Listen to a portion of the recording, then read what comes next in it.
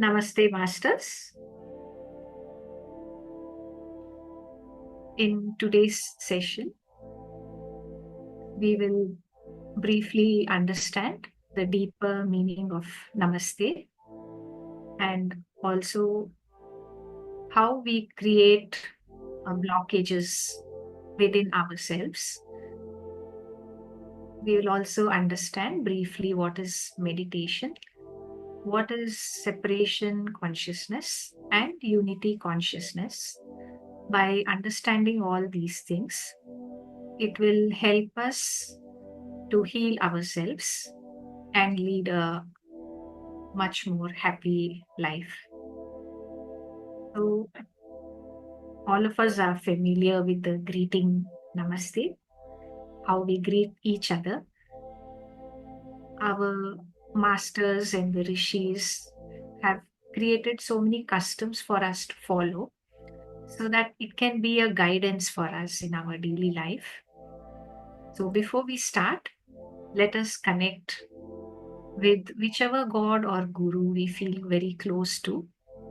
Let us connect to their energies and receive the blessings from them so that it helps us to understand ourselves better.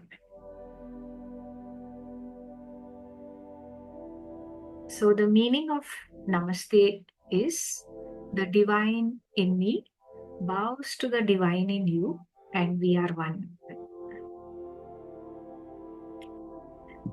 So, let us just all sit very comfortably, and that will help us to understand better. So, one hand represents us, and the other hand represents the other person. So, normally we feel that we are separate and the other person is separate. This is what is called separation consciousness. When we are looking only at the physical body, this is how we feel. So, but the actual truth is, we are not really separate. We are actually one. At the deeper level, we are one. This is what is represented by Namaste. We are joining our hands together and remembering that at the deepest level, we are one. That is the divine part which is within us. So, how does meditation help us? Sometimes people know what is meditation, but sometimes people don't know what is meditation. All of us do meditation unknowingly. Meditation means focusing your attention on something or the other. So, if we are cooking something, our attention is focused on that. What is the recipe? How to cook it in a nice way? That's also a kind of meditation. Or if there's a student, then the student is focusing on the subject, maybe studying physics. So, trying to keep full attention on that subject and understanding it better. So, that is also a meditation. Or if one is working in the office, then we are focused on how to do the job in the best possible way. We are focused on finding a solution to whatever situation we are facing in the office. That's also meditation. Then, what is the difference? So, normally, when we speak of meditation in a spiritual sense, what we mean is that now we are bringing our attention within ourselves. So normally our attention is always outside, focused on this thing or that thing. We are not aware of our own self and what is going on within ourselves. So that's the difference. When we sit like this in meditation, we will close our eyes, and normally we are also told to interlock our fingers, sit cross-legged on the ground, or if we are sitting in a chair, then cross the feet at the ankles and try to keep the back and the spine straight. So these are called the 3 locks, crossing the feet. So by this, we don't lose energy through the feet. When we interlock our fingers, then we don't lose energy through the hands. And when we close our eyes, all the attention which goes outside, all that is turned inside. So almost 80% of our energy flows out when our eyes are open. So this we can stop by closing our eyes.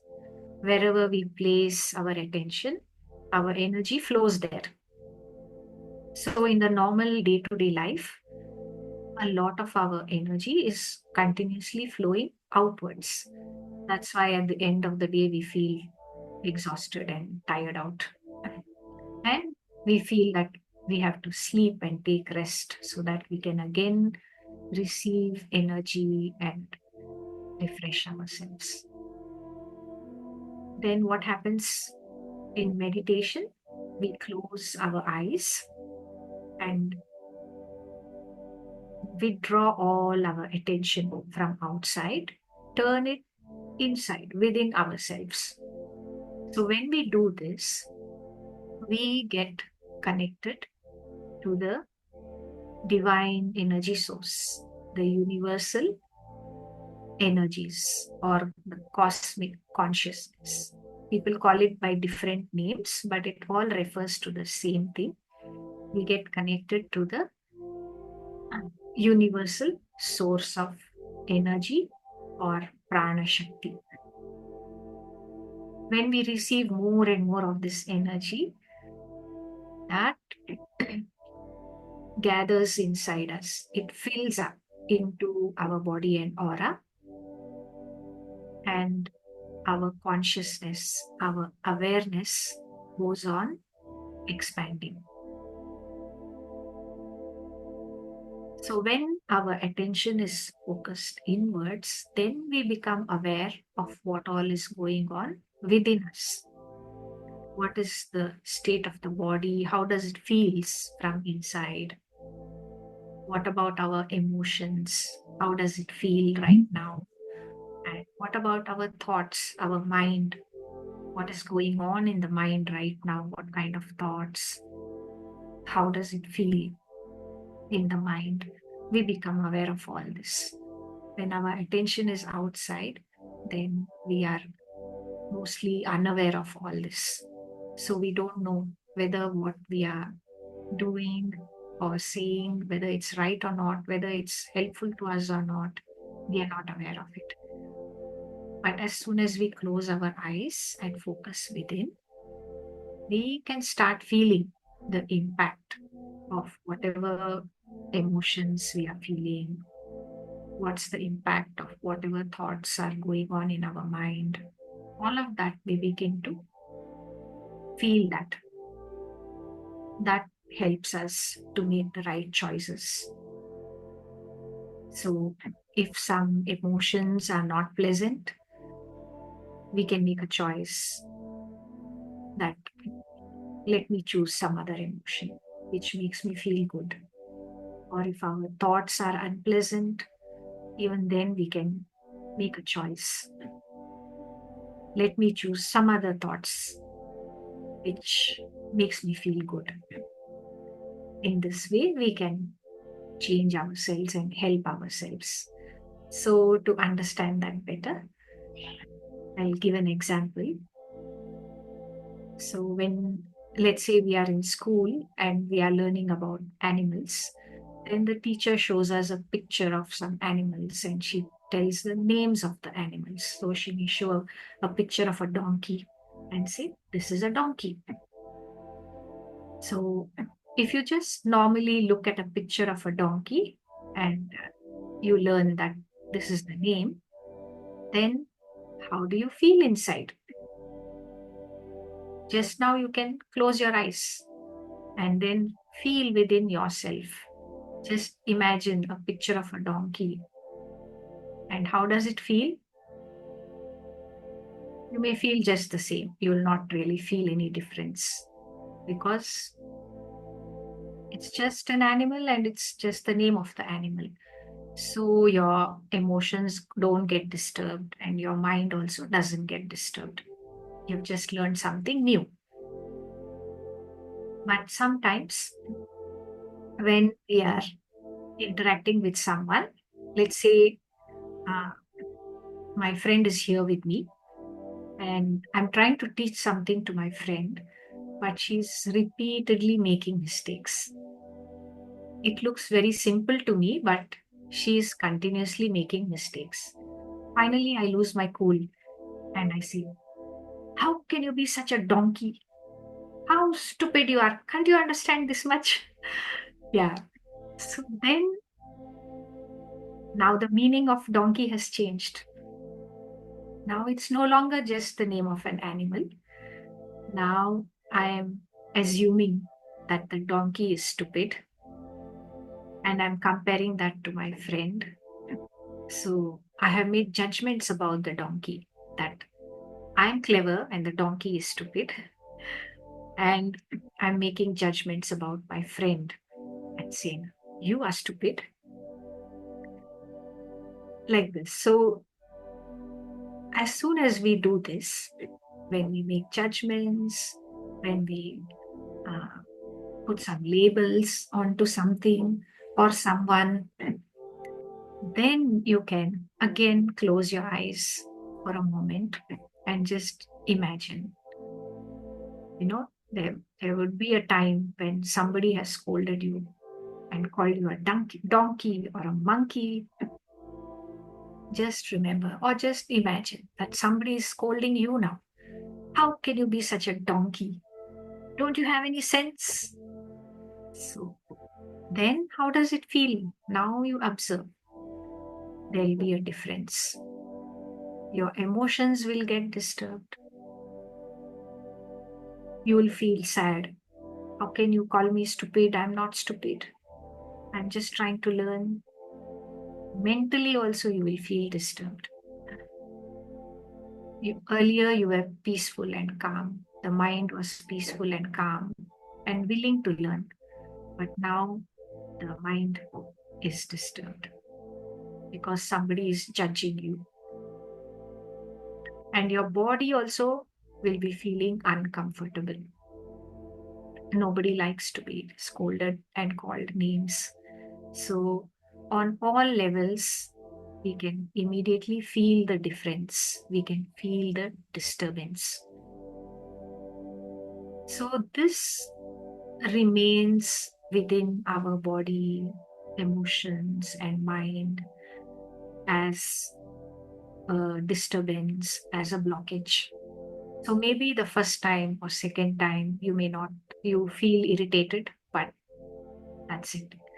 But suppose somebody is constantly scolding you, constantly labeling you, judging you, then it builds up.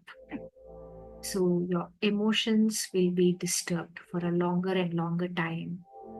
Your mind will be disturbed for a longer and longer time.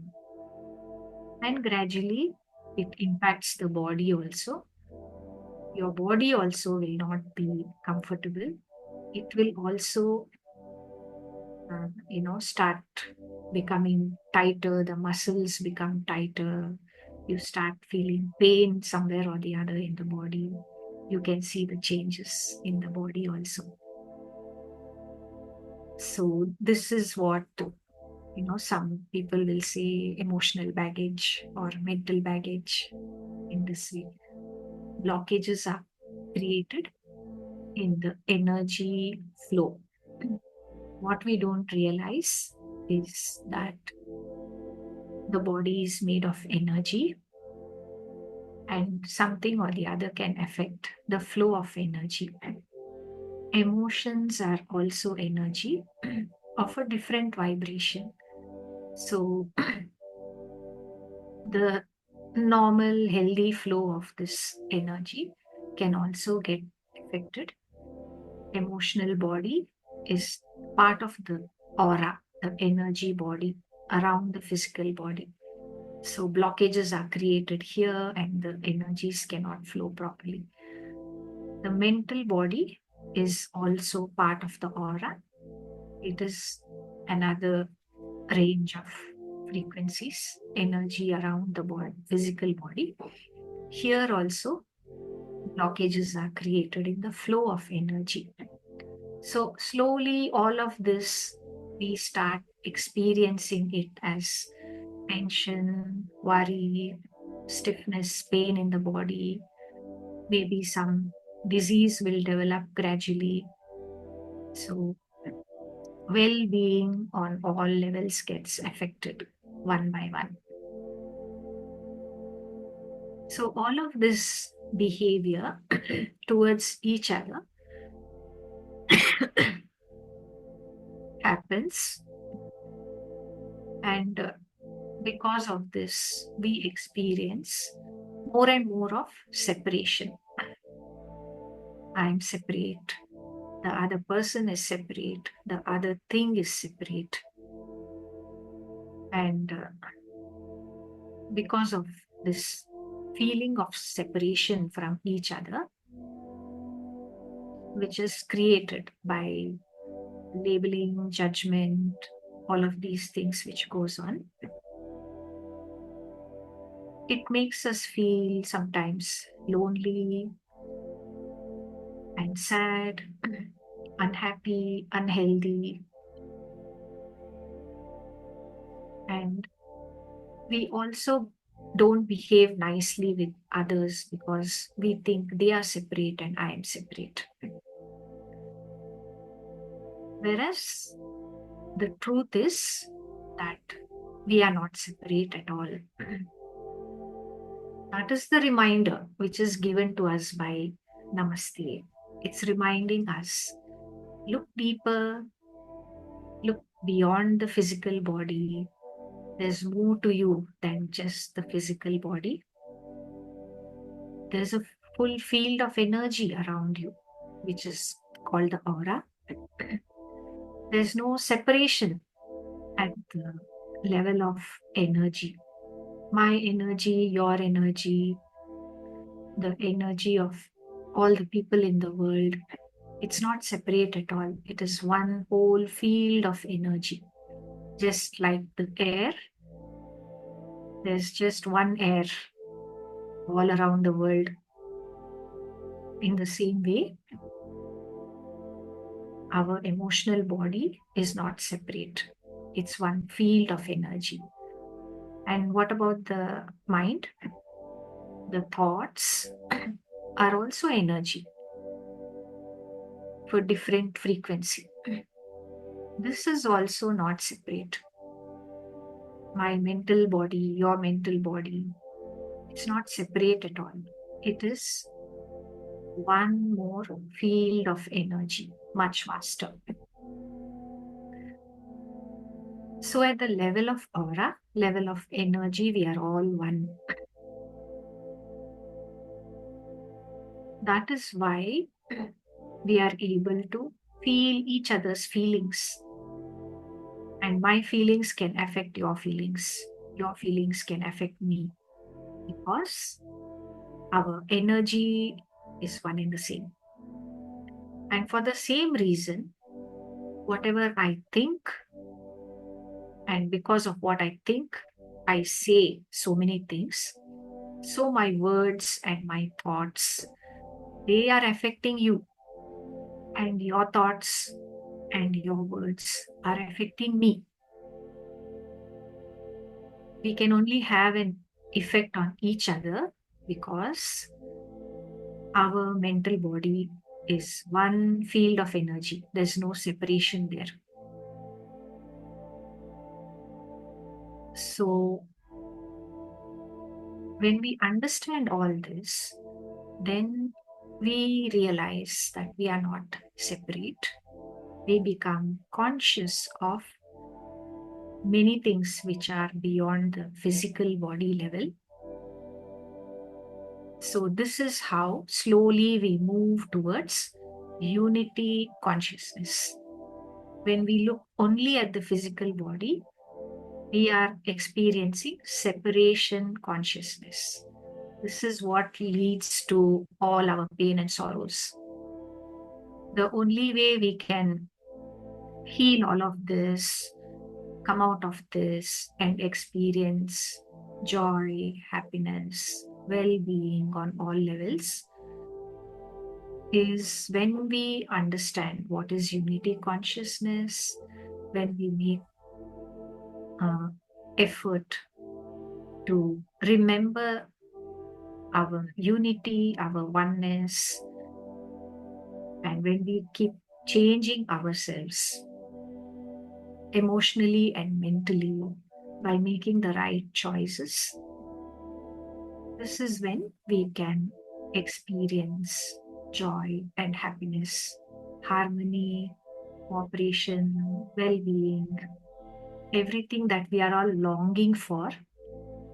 It's very easy to achieve that when we understand all this in the right way. So, when we sit for meditation, this is what we are doing.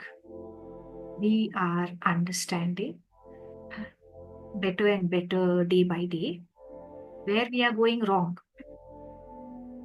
how the emotions are affecting us. If we don't look at our emotions, it may be the whole range of it that we experience daily. Few moments of sadness, a few moments of sorrow, few moments of anger, few moments of irritation, some confusion, and some happiness, some harmony, some peacefulness, calmness, some joy, all of it we are experiencing. Only if we observe all of this, we will be able to make the right choice. Should I hold on to this emotion? Should I hold on to this energy? Or should I allow it to flow? We can make the right choice. As soon as we make the right choice, we will experience more and more of joy and happiness. Similarly, mentally, only when we close our eyes and observe what kinds of thoughts are flowing continuously, then we will be able to differentiate which kind of thought is disturbing my peace and calm, which kind of thought and beliefs are helping me to feel peaceful, calm, happy. Then we can make the right choice. Should I allow such thoughts to continue? Can I change my thoughts? And as soon as I change my thoughts, uh, don't I feel so much better? In this way, we can take charge of our own life. We can change our life if we make the right effort with the right understanding. Then it becomes easy and it doesn't seem difficult. Yeah. So I hope that is clear. So in the future sessions, we can actually go and try it out. We can sit with our emotions and watch what kind of emotions we are feeling now, and we can actually do it. Let go of unnecessary emotions and choose something which makes us happy. Similarly, we can observe what's going on in our mind, what kind of beliefs, uh, you know, I have, and we can choose again, let go of what is not useful to us, and choose the right thoughts and beliefs which will make us experience more and more happiness. And this will naturally get reflected in the body, physical body, as good health. Yeah. So, namaste, everyone. Thank you so very much for joining us today. And I hope that you will join us again for the next session.